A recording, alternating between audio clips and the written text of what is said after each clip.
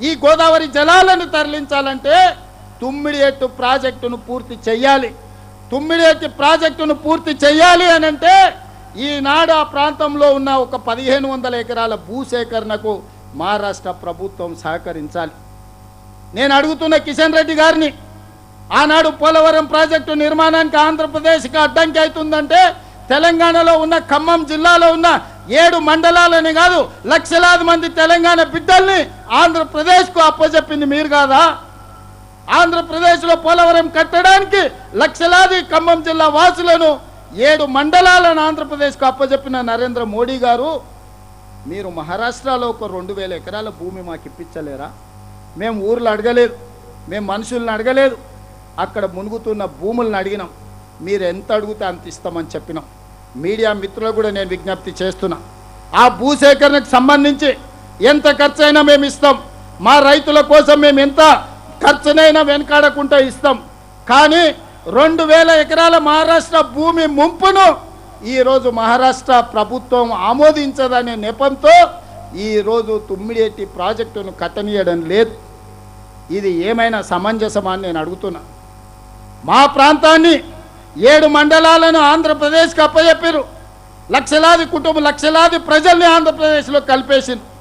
మేము మనుషులను ఊర్లను అడుగుతలేము, 2000 ఎకరాల భూమిని మాత్రమే అడిగిన మేము ప్రాణహిత చేవెళ్ళ ప్రాజెక్టు తుమ్మిడిఎట్టి దగ్గర నిర్మించుకోవడానికి.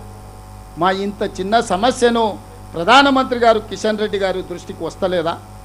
తెలంగాణ రాష్ట్ర ముఖ్యమంత్రి అంటే ఇంత చిన్న చూపు అవసరమా అని నేను అడుగుతున్నా. ఈనాడు కిషన్ రెడ్డి గారిని తెలంగాణ రాష్ట్ర ముఖ్యమంత్రిగా పదే మేము మాట్లాడుతున్నా, మేము అంశం లేవనెత్తుతున్నా, మహారాష్ట్ర ముఖ్యమంత్రి గారికి లేఖలు రాస్తుంటే మీరు ఒక్కసారైనా స్పందించే ప్రయత్నం చేస్తలేరు. అసలు మీ ఆలోచన ఏందని నేను అడుగుతున్నా. మీ ఆలోచన ఏందో తొందరలోనే తేలుతుందని కూడా కిషన్ రెడ్డి గారికి నేను హెచ్చరిక జారీ చేయదలుచుకున్నా. మిత్రులారా, నేను ఏదైనా పంచాయతీ కావాలన్నా పరిష్కారం కావాలన్నా అంటే నేను పరిష్కారం కోరుకుంటా. నాకు చివరగా సమస్య పరిష్కారం కానప్పుడే నా సమస్యను పరిష్కరించుకోవడానికి అవసరమైతే పంచాయతీకైనా నేను సిద్ధమవుతా. దీంట్లో మహారాష్ట్ర ముఖ్యమంత్రి ఉన్నాడా లేకపోతే కేంద్ర మంత్రి కిషన్ రెడ్డి ఉన్నాడా నేను ఎవరిని లెక్క చేయను. I don't care anyone.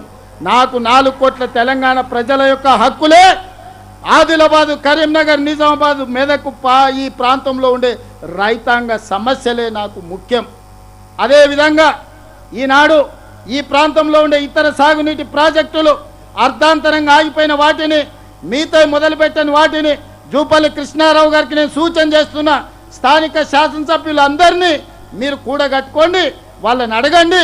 ఈ ప్రాజెక్టులకు అవసరమైన అనుమతుల నిధులను ఇచ్చే బాధ్యత తెలంగాణ ప్రభుత్వం తీసుకుంటుంది. ప్రత్యేకంగా వాటి మీద దృష్టి పెడతా అని నేను చెప్తున్నా. అదేవిధంగా నిన్న మన మిత్రులు బస్సు యాత్ర చేసిరు.